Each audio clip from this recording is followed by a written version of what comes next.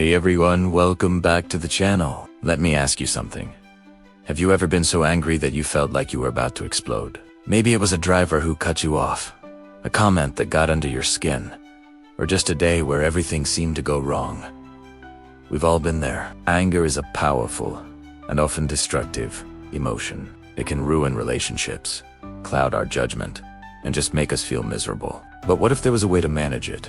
Not just by bottling it up, but by understanding it and preventing it from taking over. Well, nearly 2,000 years ago, a Roman philosopher named Seneca wrote an entire essay on this very topic, called On Anger. He saw it as a temporary madness, the most destructive of all emotions. And today, we're going to dive into his timeless advice on how to avoid it. This isn't just ancient philosophy, it's a practical guide for a calmer, more rational life. Seneca's first piece of advice is all about prevention. He believed that the best way to deal with anger is to stop it before it even starts. How? By adjusting our expectations. Think about it. We often get angry because reality doesn't match up with what we wanted or expected. We expect traffic to be light, people to be polite, and our plans to go smoothly. When they don't, we get frustrated. Seneca suggests we should actively prepare our minds for the day's potential frustrations. Wake up and tell yourself, today I will meet with people who are rude, ungrateful, and meddlesome. It sounds pessimistic, right? But it's not about being negative, it's about being realistic. By anticipating that things won't always go our way, we're less shocked and less likely to get upset when they inevitably don't. We're mentally prepared.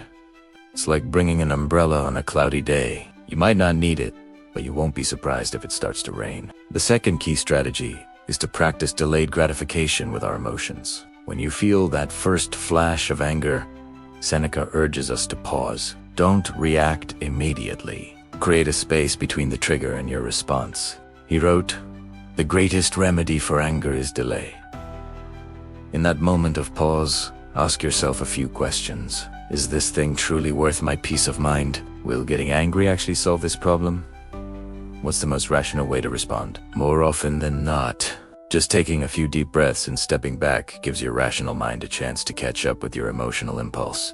The initial heat of anger is intense, but short-lived. If you can just wait it out for a moment, you'll find you can respond with clarity and composure instead of regret. Next, Seneca tells us to cultivate empathy and be more charitable in our judgments of others. Often, our anger stems from assuming the worst intentions. Someone bumps into you, and you think they're disrespectful. A friend forgets to call, and you assume they don't care. Seneca would ask us to consider other possibilities. Perhaps the person who bumped into you was distracted by bad news. Maybe your friend is overwhelmed with their own problems. As he put it, we should remember that people often act out of ignorance, not malice. They're struggling with their own flaws and anxieties, just like we are. By trying to understand their perspective, or at least giving them the benefit of the doubt, we can dissolve the personal offense that fuels our anger. We replace judgment with understanding. Finally, Seneca advises us to zoom out and consider the bigger picture. When you're furious about a minor inconvenience, take a moment to reflect on the vastness of time and space. Think about your own mortality in the grand scheme of things.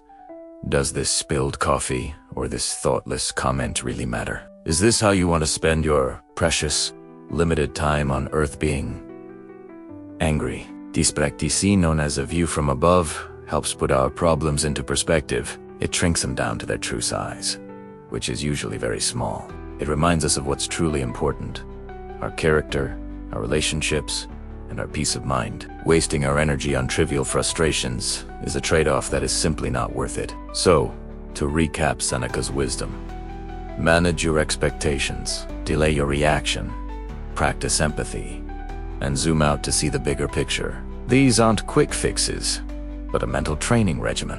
By practicing these techniques, we can build a more resilient and tranquil mind, one that isn't so easily hijacked by the temporary madness of anger.